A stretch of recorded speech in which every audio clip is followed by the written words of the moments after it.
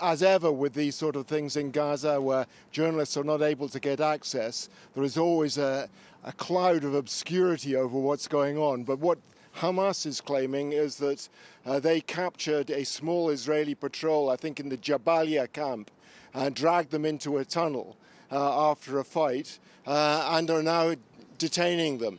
According to the Israeli Defense Forces, however, that's simply not true. They completely deny the claim made by Hamas. So at this stage, that is all we know. Meanwhile, Rob, tensions rising in Israel. Soldiers have recently recovered the bodies of 3 Israeli hostages, hundreds of mourners gathering for a funeral service in Ashkelon.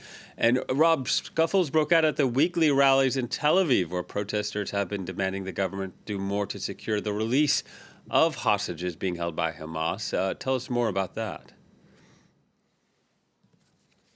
Yeah, I mean, there were demonstrations last night all over Israel, the biggest, as you point out, in Tel Aviv, where the organisers are claiming that as many as 80,000 people took part.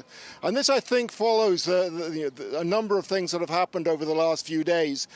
First of all, the International Criminal Court, the International Court of Justice, rather, telling Israel to stop its military operation in Rafah.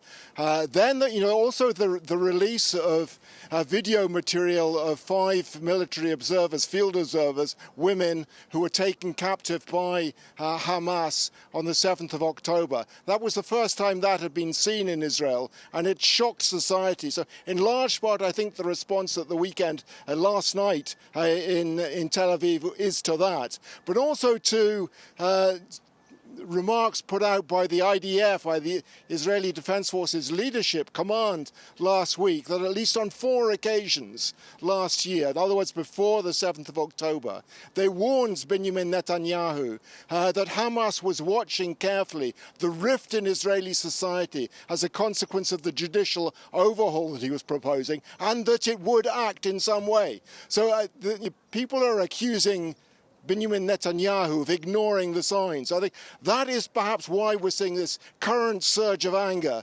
from the demonstrators, and the renewal of demands for Israel to start negotiating in earnest for the release of the hostages.